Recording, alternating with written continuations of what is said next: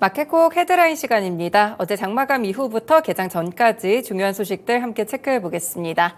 첫 번째 소식은요, 이제 코로나19가 정말 종식 단계에 왔나 봅니다. 윤석열 대통령이 오늘 코로나19 중대본 회의를 직접 주재하고 코로나19의 일상회복 수준을 직접 발표하는데요. 이 코로나19 확진자 격리 의무 해제 조치 가능성이 점쳐지면서 사실상 엔데믹을 선언할 것이다라는 관측이 나오고 있습니다. 지난 2020년 1월 20일에 국내 코로나19 첫 환자가 발생을 했는데요. 무려 3년 4개월 만에 종식 선언이 나오게 될지 이 부분이 관심입니다.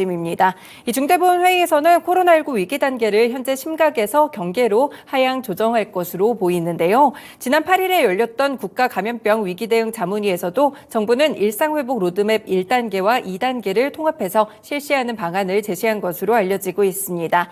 이제 확진자 격리 기간을 7일에서 5일로 축소하는 1단계, 그리고 격리 의무를 해제하는 2단계가 동시에 시행이 되는 것인데요.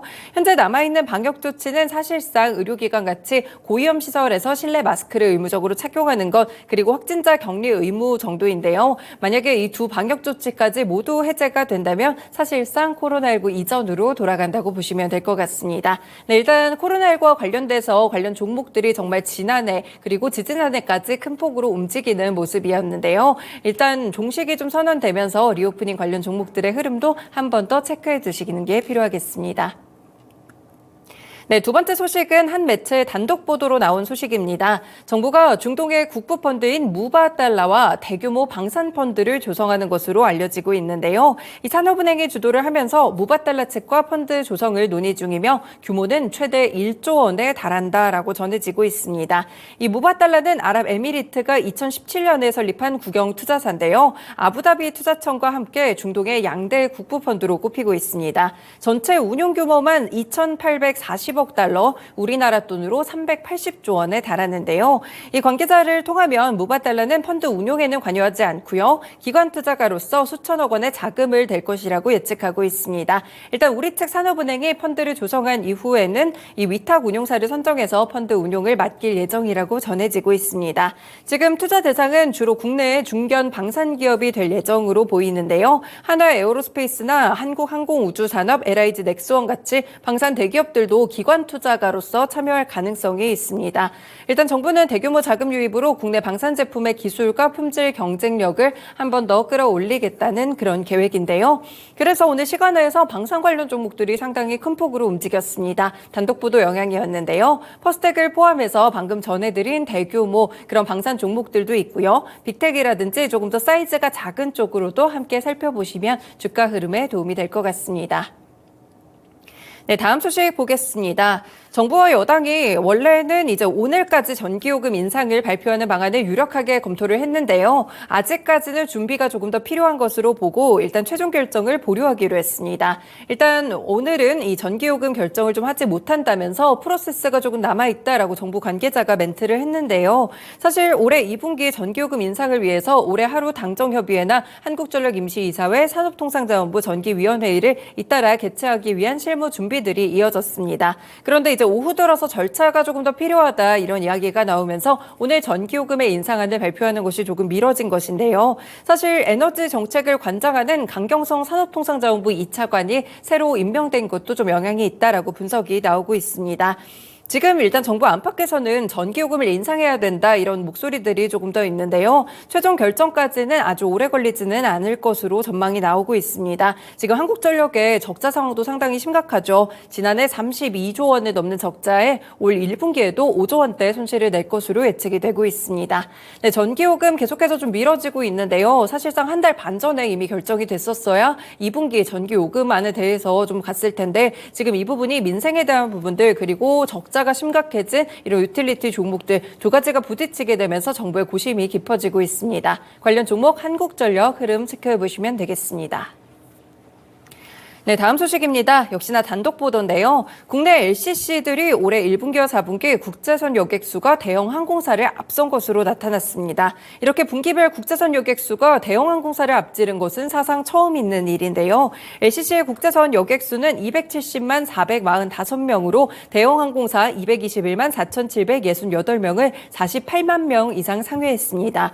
이번에 1월부터 3월까지 월별 국제선 여객수도 모두 대형 항공사를 넘어섰다고 하는데요. 아무래도 이 일본과 동남아시아 중단거리 여객 수요가 급증했고요. LCC들이 공격적으로 증편에 나서왔습니다. 그래서 이런 것들이 맞물리면서 이번에 이런 결과를 만들어냈다고 분석을 주고 있는데요. 여기에 중국 노선 회보율도 상당히 저조하기 때문에 국제선 역전 현상에 영향을 미쳤다는 분석입니다. 지금 대형 항공사가 사실상 중국 노선이 조금 강점이다 이렇게 보시면 될 것 같은데 아직 전부 회복되지 않았고요. 이런 가운데 LCC들의 실적이 조금 더 좋게 나왔습니다. 그래서 오늘 LCC 관련 종목들 추가적으로 상승할 수 있을지 체크해 보시는 게 필요할 것 같은데요.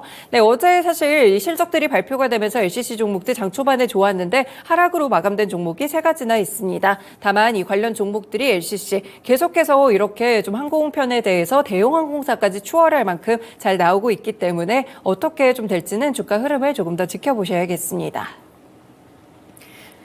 네, 다음 소식으로는 조금 좋지 않은 소식이 될 것 같은데요. 검찰이 비자금 114억 원을 조성한 혐의를 받는 이화그룹 경영진에 대해서 구속영장을 청구했습니다.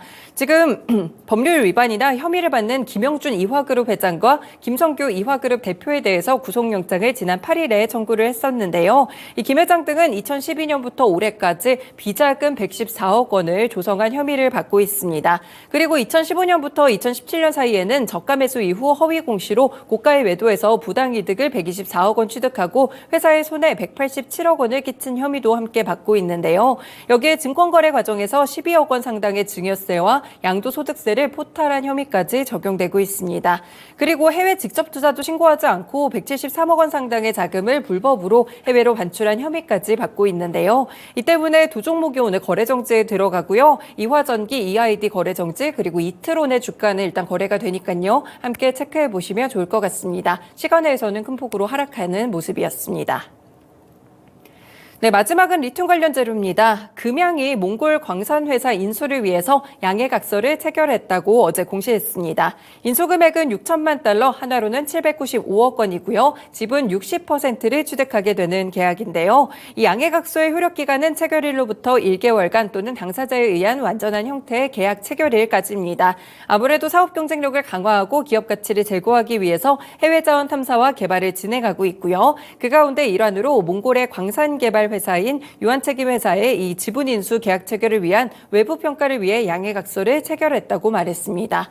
네, 2차 전지 종목들 최근에 좀 조정을 받고 있는 상황인데요. 오랜만에 시간외에서 금양을 포함해서 리튬 관련 종목들이 뛰어오르는 모습이었습니다. 금양을 포함해서 포스코 엠텍이라든지 나노신소재 같이 리튬 관련 종목들의 재료가 될지 이 부분도 관심 두고 살펴두시면 되겠습니다. 네, 이렇게 6가지 소식들 함께 살펴봤습니다. 마켓콕 헤드라인이었습니다.